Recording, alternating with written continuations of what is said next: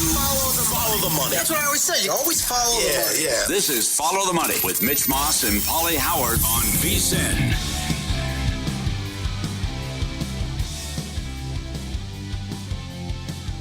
The good. Pretty good. I'm feeling pretty good. The bad. I've had it with this job. Got no food, got no jobs. Our pets' heads are falling off. And the ugly. First of all, that's horrible. Wow, that was the worst piece of crap I've ever seen. All right, here we go. Start with the good. As I said earlier, if you watch the start of the college football season, you'll say the best team is Texas, the second best team, Tennessee. What they've done to start the season: wins 69-3, 71 rip, 51-10. I told Brett McMurphy from Action Network, said you got to move them up in your poll. Got to be top 3. So they haven't played anybody, Paul. I said NC State isn't Savannah State. That was men against boys, and that was 51-10. Do they put it on Oklahoma this week? I think so. But this team is kicking ass and taking names in a great start to the season, taking it easy on teams, mind you, with the Kent State thing where we don't want to run it up, okay, and they take them out 6-0 in the second half after being up 65-0 at halftime. Let's take advantage of this. It's a positive. Kickers are too good. 55-yard, 54-yard field goals like nothing, hitting the back of the net and right down the middle. Well, let's take advantage of it from a prop standpoint. Dicker over 1.5, Boswell over 1.5, Butker over 1.5. How about each team to make a 33-yard field goal? How about the prop? How many made field goals for the game? If it's 2.5 like it is tonight at Circa, over minus 180, the over is 28-3 on the season. If you want to go 3.5, over on average plus 115 for the entire year with that prop, it's 24-7. The Buffalo game was a fluke. There was a blowout. Miami couldn't kick field goals. You also missed one with Bass.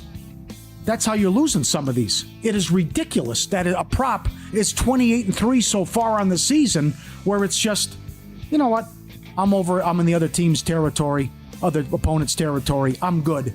Boswell from 56, no problem. Elliott from 54. McLaughlin. How good is Fairbairn? What a weapon Ryans has, and he knows it. Doesn't even think about it 4th and 2 last night. Get out there from 50, 55, bang. So this could be something like the NHL first periods from 4 or 5 years ago. Yes. So 28-3 to the over. That's higher than 90%. $1.80 on the money line, over 2.5. That implied probability is 64.3%. So, that's only 2 weeks. Is that going to continue? But if it's at 28-3, if that's going to be the continual, rate that it's going to be hitting at, then plug away at $1.80. Yep. The other one, my other good, I can't wait for the college football playoffs and the season we're up to with the hot starts. And Brett McMurphy with his updated playoff matchups. So he has Georgia winning the SEC, Utah winning the Big 12, Miami winning the ACC, and the Buckeyes winning the Big 10. So that means, based on his other projections, your first round playoff games, Oregon would go to Knoxville. Hello. What? What seed is that? That's an 8-9 game. He would have 8-9. He would have Northern Illinois going to Texas. He would have USC going to Tuscaloosa in the 12-5 or the 11-6, and he would have Penn State going to the Grove. Hotty toddy. Oh man. Those are your first round matchups that we could have in the quarters. Ohio State, Ole Miss, Miami, Alabama, Utah, Texas, Georgia, Tennessee. Oh, what this is going to be like in December. Finally. We finally got it. They're just projections, but I'm giddy. My bad. All the coaching decisions. Come on, guys. Come clean it up in the NFL. What happened with the Lions and Campbell before halftime, that cannot happen with the runoff and you lose 3 points. Shane Steichen was terrible. Did you see this call? It's 4th and 4 in the third quarter with plenty of time left. It's 10-0. At his own 45, he goes for it. And they throw a 1-yard pass. Why are you panicking? It's a 10-0 game. They don't get it. And you know what? You just leads the points the other way. McDonald and Grubb. I like Grubb, but it goes back to what you're saying. If you're going to go for it, I'm going to tie this in to Shanahan as well and other guys and Campbell. If you're going to go for it on 4th and short and pass on the field goal, you bet don't run crap. They ran crap. You can't even get the quarterback sneak to work for you, and then the Patriots sell out 4th and run and stuff it as well. Yeah. If you're guaranteed 3 points, you better run something creative. Too much of that crap. That's my bad. All right, my good. It has to be the Saints. Nobody saw this coming. And I thought this was a great tweet from Dwayne McFarland. Rashid Shaheed in the new Clint Kubiak scheme after 2 games. This is fantasy, but it ties into player props and overall. 18.6 fantasy points per game, 81% route participation, 23% target share, 46% air yards. He moves into wide receiver 3 with wide receiver 2 upside territory. Everything is working for the Saints right now through 2 weeks. And they get the Eagles next week, which has 3 hours of entertainment written all over it. The Oregon Ducks, everybody panicked after 2 games. I waited that game out as long as I possibly could. I finally had to grab the Beavers at plus 18.5. At halftime, I thought it was a dead ticket. I didn't get out of it because I could have laid 7.5, I think, in the second half with the Ducks. I didn't. They steamrolled them in the second half. It was a good second half. They outgained them 546 to 309. Killed them. Rivalry game at Corvallis. That doesn't happen all the time. And also the Heisman Trophy watch. Cam Ward, Jalen Milroe, and I'm sorry, I have to throw him in there, Arch Manning. Where's the kid from Tennessee? Oh, he's got to be on the list. I can't say his name's very difficult to pronounce, so I left him off the list. Yeah. Okay. Yeah. But also Jackson Dart. Yes. Right. So they haven't played anybody, Powell. They haven't played anybody. That's 4 quarterbacks from the SEC alone. It's ridiculous. I know. My bad. You're exactly right on the coach. Here. Tee up Sean Payton. Tee up Sean Payton. Tee him up. Here you go. You're down 13-6. I couldn't believe this. Under 2 minutes. So under the 2-minute warning. Minute 54 left. 1 timeout. He kicked a touchback and decided not to try the onside kick. What am I missing? So then the announcers are doing the math, and they're like, wait a second. What are they got the ball back with 10 seconds? Yes. You have to go the length of the field for a touchdown. You need a fumble, or you're going to get the ball back with 10, 12 seconds to play. That's best case scenario. How did he blow that? You forfeit the game at that point. You're right. You're giving up. Game's over. And also, I have to point this out. Last night with D'Amico Ryans, you're up 19-13, approaching 2 minutes against Clemson. First of all, they never ran the ball. They never ran at least 6 seconds off the clock on first down to get it under 2:40. That means automatically they're going to take it to the 2-minute warning. Didn't do that. And then Chicago elected to go against taking their final timeout. They proceeded to run again and not pass the ball into the... Why would you not pass? Why? It's incomplete. Who cares? Clock's going to stop regardless. You're at the 2-minute warning. You're going to hike the ball at like 2:02 or 2:01. They ran the ball, took it down to a minute 57.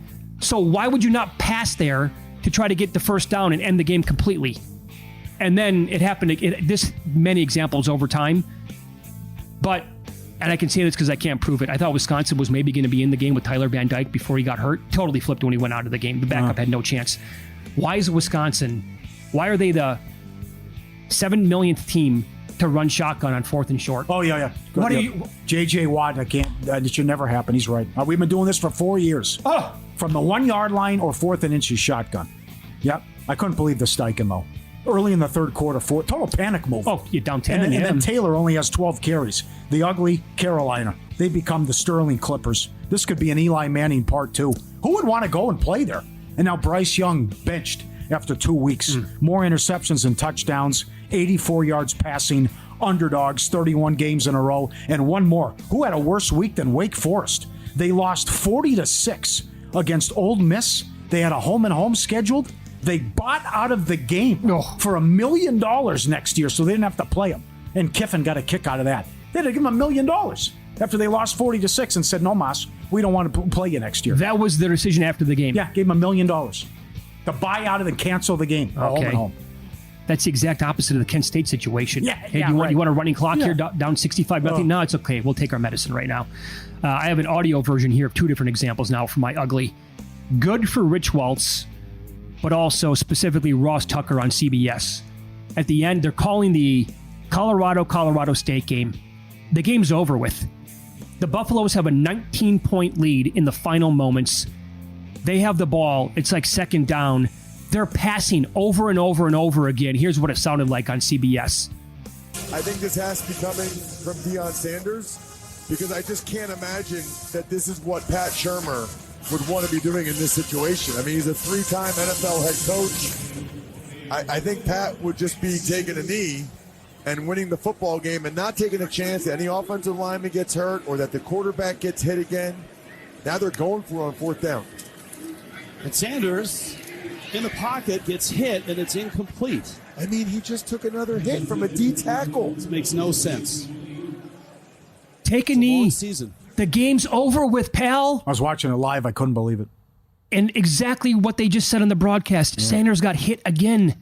What are you doing? Man. He is so out of touch. It's incredible. And then one more here on the Will Levis situation and the red zone fumble. Again, flinging it behind him. This was his head coach, Brian Callahan. I'm totally agree with the coach. I don't care that he's calling Will Levis out after the game.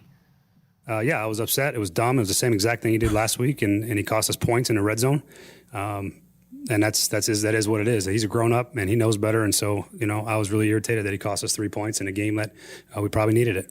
Because Callahan was asked about people read his lips. The cameras caught him. He said, "What the bleep are you thinking?" That's exactly right. What the bleep are you thinking? Yeah, we did the same thing last week. I gotta tell you, Paul. I have no problem with Callahan calling Levis out. Well, you have to in that situation. It's amateur hour.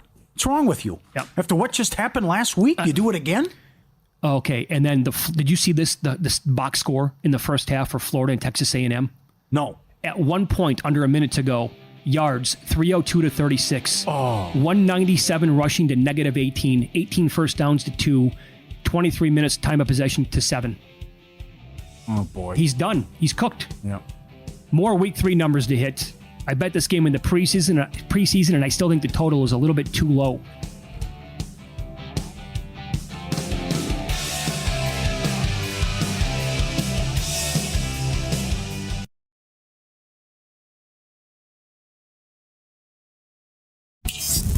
This is Follow the Money on VSiN. On top of our conversation at the very end of the last segment regarding Florida and Texas A&M, I mean, Florida got walloped in the first half. It was the JV against the varsity. Still on their schedule for the Gators, at Miss State, Central Florida, at Tennessee, Kentucky, Georgia, at Texas, LSU, Ole Miss, and at Florida State. Yeah. It's like somebody made it up. Or Sunbelt Billy. Albert the Alligators all over him again, I'm sure, in the tunnel. Had to be restrained. What do you think of the Ole Miss Tennessee, yeah, but they haven't played anybody crowd? I can tell they're going to be. Well, I mean, they're just too good. You don't beat NC State 51-10 and you take it easy on them, and it just, come on. I think people are going to say the same thing this weekend if Tennessee kills Oklahoma, because I don't think people are impressed by Oklahoma. Well. But I think that'll be completely unfair. NC State was ranked. Oklahoma top 15. I mean, it's... I know. That's not how I would look at it. I think that's what some people will say. Well, fine, but we won't find out till late December then when they're in the playoffs. I think it's probably more fair with Ole Miss, don't you? They're good. Of course, they're really good. Right. Who's going to stop them? I can't believe Georgia. Forget not that they won a close game. You're right. That always happens against Kentucky. Georgia has to go to Austin, Tuscaloosa, Ole Miss, and they play. I'm missing. Who they give a tough game at home. Those 4 games. Tennessee, right? Yeah, that's the 4 games left coming up. That's just so they still have to play. The game. It's ridiculous. At Bama is next weekend, not this one, but next weekend. Yeah, I think that's the 28th. So, Bama looked damn good against Wisconsin. Now, again, that game looked different after Van Dyke went out for the Badgers, but teams don't go to Madison and win 42-10. And Milroe was incredible yet again. Pretty good ticket there on him at 14-1 to win the Heisman. But again, this race is just outstanding. Yep. With how many guys are going to be available to win this at the end. Mm-hmm. With a chance to actually do it. The Cam Ward, just video game numbers and based on their schedule. That's a good test of South Florida. I'm with Nick. I like the dog, but that's you stick it to him. Style points, all that. Keep him in there in blowouts. And he's low for a reason, and I still wouldn't count out Gabriel because he's going to put up sick numbers when it's all said and done. By the way, coming up in about 10 minutes, Julian Edlow is going to join the program with DraftKings. We'll go over some of his best bets tonight from Monday Night Football, getting more games here on the Week 3 schedule with the point spreads and the totals. Lions at the Cardinals. I bet this in the preseason, over 50.5. It was available at 50 at DraftKings. It's 51.5 in this game. Lions are laying 3. The look ahead was 4.5. I will tell you that the Lions again outgained the Buccaneers 463 to 216. I thought they left several touchdowns on the board yesterday, or on the field. So based it's laughable. And laughable. So you saw what the Cardinals offense is capable again of 2 weeks in a row now against Buffalo and against the Rams. It's a high-flying offense. Connor ran for 122. Murray and Harrison got going. Murray's playing really, really good football. Down to 9-1, by the way, to win comeback player of the year. Chernoff gave him out at 50-1 a couple weeks ago with us. The Lions are going to score points. The Cardinals are going to. It's 51.5. This is not enough points. Okay, a lot going on here. Number one, I think it's an overreaction. I know you're concerned, okay, but that was 6 straight trips in the red zone, and you don't get a touchdown. They will move the ball here and get right against Arizona's defense. Arizona is averaging 34 points per game so far. And then why did Marvin Harrison have 1 catch against Buffalo? What happened? Well, how do you miss Murray him? missed him. I mean, well, for the game-winning touchdown, but 4 for 130 in a quarter and 2 touchdowns. So they're going to get theirs too. Not to mention Connor going beast mode and running angry. Get out of my way. So I think this is an overreaction. This feels more like it should be 6, but I think the Lions get right and get it turned around, and Campbell getting emotional afterwards. I think the Lions get right here, and there's a ton of points. So can I tell the story now about how a friendship of mine might be over with? Yeah, this is a tough one. You tell me what you would do here. In Survivor, had 2 entries with a buddy of mine, and if he's listening right now, I love you, buddy, but this back and forth killed me, and I knew it in real time. He's from Canada. We had the Chargers pegged the entire week. On both? Chargers, and I think it was Houston on the other one. But I really liked the Chargers a lot. And that lasted until Saturday morning when I got a couple of texts and he said, not changed my mind. I can't get there anymore. And he was adamant that we had to take the Lions on both. Not one, but both. And we went back and forth on several texts. And eventually I just told him, I'm like, this might be the final time we ever talk. Now, how does it get to that point? I don't know. And that's where there must be give and take. And I do this every year where I have a partner, but it's got to be a give and take. You can't go from we're on the Chargers and the Texans to you're off both and it's on the same team on both. There's got to be a back and forth and a give and take. Right. And if you just give up because of your frustration, that can't happen. That can't happen. So he's got to say, give me Lions on one. And then what else are we going to do? Is it Texans or Chargers? Because then he's like, well, he's got to be the sickest man in America right now. I mean, that's just out. Well, 0-2. You can't do that. And it can be the perils of having partners in a contest. And I probably gave up a little bit too easily. And I had the Lions on moneyline parlays that were losers, obviously. But let me tell you, there is a major difference between betting moneyline parlays and getting involved on a $1,000 Survivor entry that is ultimately going to pay potentially up to $14 million. There's a big difference there. And balancing, doing the whole balancing act throughout the entire year of saving teams. They play on Thanksgiving and going the whole conversation back and forth. But I blame myself a little bit as well for giving up a little bit too easily in that conversation. How about 22 no pick again in week 2? Week 1, you understand. Oh, I forgot I'm in the contest. You signed up like in June, whatever. Yeah, I find it happens. Then there was 22 no picks in week 2. It's incredible. I know. How long is this going to go on? Week 7, no pick. Yep. 7 people. Do you have any initial thoughts on the Ravens at the Cowboys? Tough game. I'll tell you, I like Harbaugh. I like the analytics and being aggressive and what he's done, but someone has to answer for these blown leads. Why do you dominate for 3 quarters and you fall apart? Why are you number 1 in the league in blown fourth quarter leads going back? Mm-hmm. Why have you blown 4 double-digit leads in the last couple of years? Why does this keep happening? And why is it all of a sudden that the guy who has been automatic more than any kicker that we can ever recall, he's the guy that now lost it this year, evidently? He's got the yips? Goes back to last year, too. He's 1 of 7, his last 8 from 50-plus? Yeah. Everyone is a layup from 50-plus except Tucker now. How things have changed. Well, I'd like to sit here. I can make a case for both teams here. After that embarrassing loss, blowing a 10-point lead. Again, Raiders had lost 49 straight in that position, down 10 in the fourth quarter. But also the Cowboys getting absolutely blasted at home. That doesn't happen to Dallas at home. But are they Where are the Cowboys really at this year? Because they killed Cleveland, and then that game was over with at halftime yesterday. Yeah. I think it's more of just awful Watson, and you saw what happened when you get a potent offense coming to town, and it appears Mike Zimmer is checked out and is cashing the retirement checks. Yeah. Because it was bad how it ended in Minnesota, too. Very true. Looks like they missed Dan Quinn. Yeah. The look ahead for the Chiefs at the Falcons. This is the Sunday night game? Yeah, I played 3.5. Played 3.5. Went up to 4.5, but now Pacheco's out. Yep.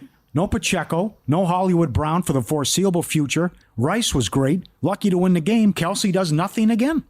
1 catch, 5 yards. 4 for 39 on the season. Oh.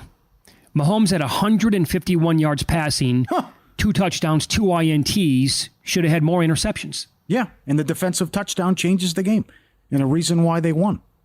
So this comes down to how big the Pacheco injury might be overall. It also goes back to what happens tonight. Yeah, it does, for sure. Casey's got a dangerous defense, dynamic defense. Can Cousins move tonight? Is there any mobility? Can we see play action? And if he can't move, then we trust our kicker, Butker, and we'll get out of here and win 20-9. Yep. I know the game went over yesterday, but could see that one. 47 might be a bit high. Again, sight unseen here with the Falcons tonight. Do that, okay. Yep. Well, how about the Monday night doubleheader? The Bills were 4.5 on the look ahead. They're still 6. Is 6 enough? Trevor Lawrence is bad. Well, yes, he is. I tell you who looked good. Ridley's looked good. He had him. Where was Ridley last year? It's a problem. Don't place your next bet until you check out Juice Reel. Free tool. Bettors love it. REEL. Lets you connect all your betting accounts wherever you bet. All your betting history automatically loads in. Uses the $4 billion of bets the community sinks into the app to help everyone bet smarter. Get stats on yourself. Follow real winning bettors. Fade the losers. Have a great football season. Use Juice Reel as your go-to free betting tool. Grab your phone. Download it now. It's free. Juice Reel. Well, it's enormous here for Jacksonville. Loses this. Obviously, they're 0-3. Then they have to go to Houston. Sure. Suddenly, it's like people are on the hot seat then. Here's what happened in the game yesterday. They had more first downs than Cleveland, more yards, 1.3 more yards per play, 6 penalties compared to 13 for the Browns. They did not have a turnover. You scored 13 points? Coaching malpractice. How you lose that game again, just like the Miami game. I know. At home. You give up 16 points. The Browns can't win the game. Right. Browns stink. Their offense, they did nothing in the game. No, he didn't do anything. Julian Edlow on the program coming up next with DraftKings. He has some best bets for the Eagles and Falcons on Monday Night Football. Find out what he likes coming up on Follow the Money. It's VSiN, the Sports Betting Network.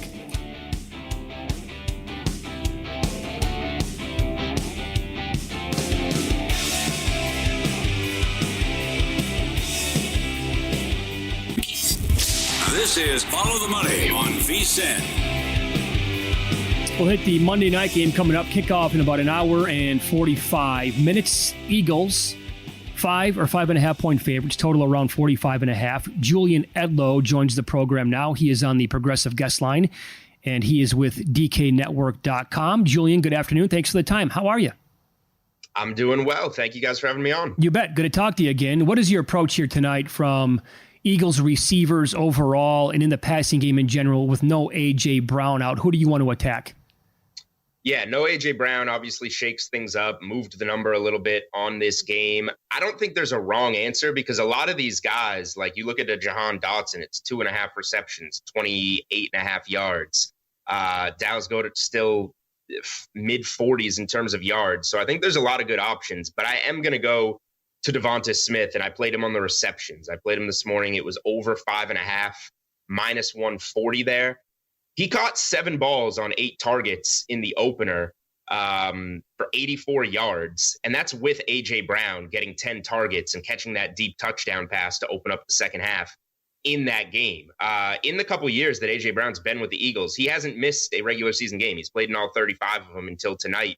The only time that A.J. Brown has missed a game during his tenure at the Eagles, it was that wild card game at Tampa last year. So game script maybe skews this a little bit because the Eagles were getting smoked. But Devonta Smith caught 8 passes on 12 targets for 148 yards in that game. So I'm just banking on some volume here, whether it's taking A.J. Brown some of his deep routes or just trying to get Smith involved around the line of scrimmage. 5.5 seems pretty modest for his reception prop. There's a cool prop at DK. Will he have 10 yards in every quarter? 3-1. You think you're going to feed him early and get him going? Yeah, I think he should be involved. Now, obviously, that bodes well for the receptions prop because he's got to be getting at least one touch every quarter to get there. And he's also got to be – I figured there could be some screens in there to try and get him the ball with no A.J. Brown to go deep and with probably a lot of attention on Barkley after the debut that he had with the Eagles. So some of them could be some screens. Maybe they don't all break. That's why I wound up playing the receptions. But at 3-1, it's not many yards as long as he's getting the touches in every quarter. All right. I thought that was interesting to point out and a pretty good prop. How about what do you want to do with Bijan?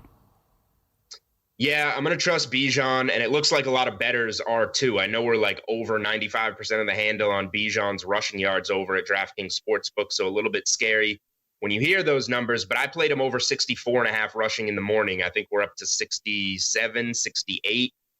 It is on the move, but he had an inconsistent role as a rookie. We all know that. It was frustrating. I'm going to trust the role in week 1. He played 89% of the snaps and handled 18 of the 21 running back touches for Atlanta. He gained 68 rushing yards against Pittsburgh on those 18 carries. Not great, but like you guys have mentioned it on this show, how predictable Atlanta's offense was. You just look at the formation, and you know if they're passing or running. You have to think, a little bit longer of a week. It's been 8 days. You got to think that they saw that and they're ready to kind of disguise a little bit more and mix it up a little bit more this week. But you also have to factor in Pittsburgh's run defense might just be really good. The Steelers just allowed 39 rushing yards on 15 carries to Broncos running backs on Sunday. Obviously, the Broncos aren't very good, but that's like dreadful. So now you flip this over. You're looking at an Eagles defense that last week on Friday night gave up 163 rushing yards on 21 carries. I think if Atlanta just mixes up their looks a little bit more, and trusts handing it off to Bijan against a softer run defense, he shouldn't have a problem getting up there. And I don't mind it with the move. I don't mind it up to 70. Okay, so what did you do then, or what is your advice for, again, we don't know what's going to happen in this game tonight, Philadelphia playing at this machine known as the New Orleans Saints in week 3, and Philly opened up like 2.5 or a 3-point road favorite here. Yeah, I did take Saints plus 2.5 this morning. Obviously, projecting that the Eagles don't win in very convincing fashion tonight, because if that's the case, maybe it pops back up to 3. So I'm not as wild about the Eagles as everybody else is this season. They obviously looked terrible coming out against the Packers and then really cleaned it up. Impressive comeback victory, really showed what that offense can be with Barkley. But really, it's just kind of a backing of my preseason cap that I'm not that crazy about the Eagles. They return to earth a little bit more here.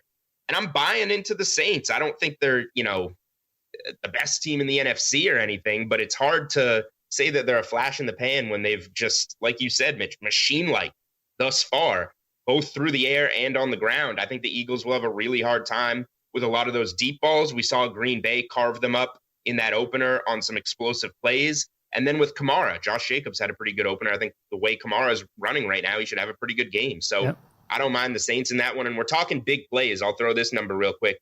Raheed Shaheed has had a long reception prop both weeks so far, set at 18.5 on DK Sportsbook. Week 1, caught a 59-yard bomb. Week 2, 70-yard bomb. I'm keeping an eye out for that long reception on Shaheed. Yeah. Great observation. Follow the money here on VSiN, the Sports Betting Network. Our guest, Julian Edlow, he is on the Progressive Guest Line. He is with DKNetwork.com. So then, what's the approach with the Panthers against the Raiders out here in Las Vegas with week 3? No Bryce Young at quarterback. He's been benched for Andy Dalton.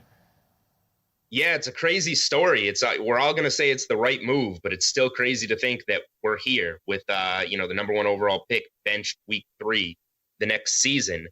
I scooped up the +7, in the moment. I caught it. I was right on my laptop. I was working. I bet it, obviously knowing it was going to move, and said I would figure it out later.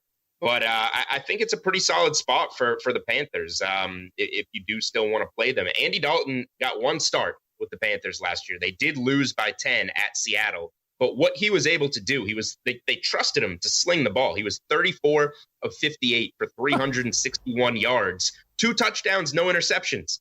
He had a great game. The offense put up 27 points. They just gave up 37. And this note I saw from Pro Football Talk, I think today, the Panthers' offensive line ranks 5th in pass blocking this season. They've been good. Bryce Young just isn't seeing the field, isn't making the throws. He's been a mess. So, like, you get a veteran like Andy Dalton back there, I think he should be able to move the ball. So, you know, with the game off of 7 now, obviously you're through some key numbers. I'm very excited. I bet Adam Thielen over 34.5 receiving yards last week. I thought it was just so low. Panthers will be playing from behind. He had 2 for 20. It was pretty pathetic. The one game that Thielen played with Dalton last year, 11 catches, 145 yards, and a touchdown on 14 targets. I will have my eye on Adam Thielen props, I would think, next week, because you got to trust Andy Dalton to make some plays here, be a professional quarterback. And the numbers are telling us that the offensive line play has been good. So there's no reason they shouldn't be, you know, not a disaster. I thought the same thing. Ladder props with Thielen as well. How about the Monday Night Football doubleheader? Yeah, I think there's going to be, you know, this was a great week for sports books. I heard you guys say it, and everybody has been saying it, just those favorites that have been going down. Monday night kind of strikes me as a night that the public is going to get their money on a Bills-Bengals money line parlay or laying the points with the Bengals. I feel like Monday night is going to be the type of night where those favorites come through.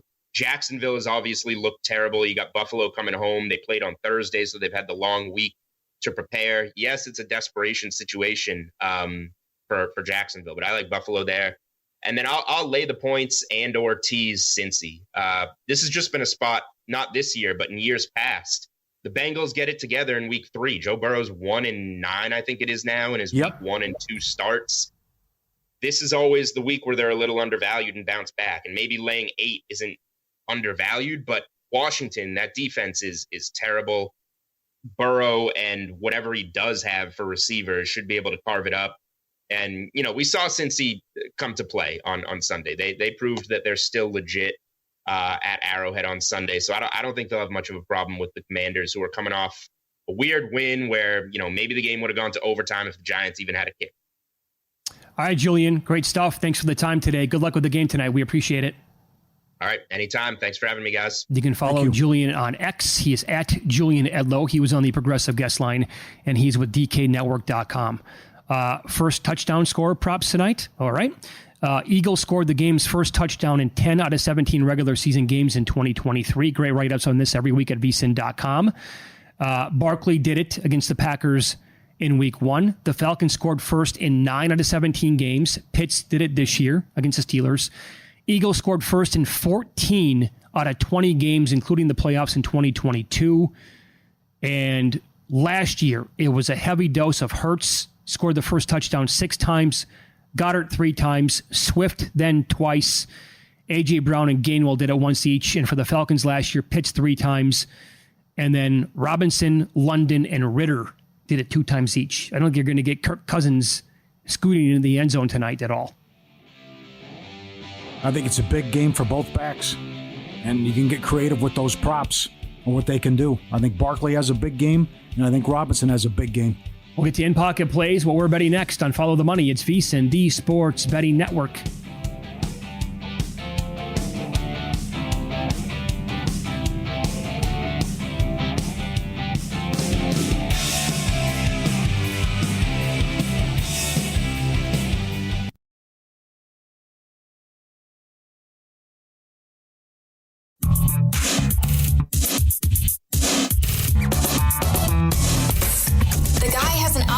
Determine the winner of any given college basketball game. Someone gives you 10,000 to 1 on anything. You take it. Take it. Take it. I'll bet you $20 I can get you gambling before the end of the day. No way. I'll give you 3 to 1 odds. Nope. 5 to 1. Nope. 10 to 1. You're right. All right. Got the pregame coming up here. The JVT and Humans. And you can get very creative here with these kicker props. And again, that's been the big story of the start of the season, other than all the injuries. Over 3.5 made field goals, plus 115 on average, is 24-7 of the over. Tonight at Circa, it's 2.5. Based on that number, It's 28-3 to the over. You can also bet both teams to make a 33-yard field goal or longer, and then you can bet 1.5 for Elliott, 1.5 for Koo. Elliott's $1.50, Koo's $1.20. I like longest field goal and bet longest field goal over 46.5, and bet longest touchdown under 39.5. But these add up too. And when you're looking at the big boys, Aubrey, Dicker, Boswell, Fairbairn, Santos, I mean, it's just, they're going to make 2 field goals. And once you get into good paydays, then also if you go 2, 3 in that range as well. So that prop to be 2 weeks in, not even, and there's a prop that's 28-3 is staggering. Also some good stuff too. I played an odds boost at Caesars. Robinson 70 yards rushing, 30 receiving. Barkley 70 rushing, 30 receiving, 19-1. All right. I think these guys are going to have big games. They're going to get a ton of touches tonight, and that's the way it should be. 19-1. Okay, let's do a roll from both guys. Well, combined, it's 99.5 or 100.5, right. But it's here you're asking for 70 and 30 though. But I think it's definitely in play. Right now, I am ice cold. It's the worst month I've had since VSiN started.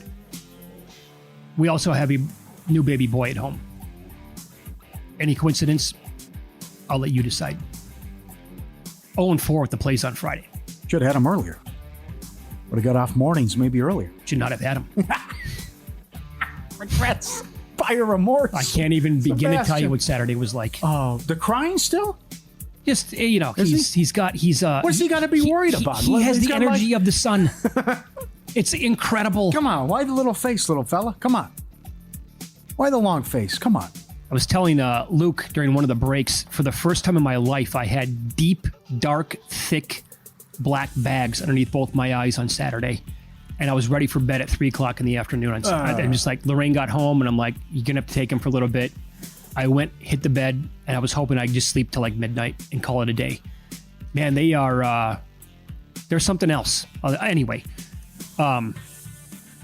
here's what I'm betting tonight. I'm going to bet Tyler Algier over half a receiving yard.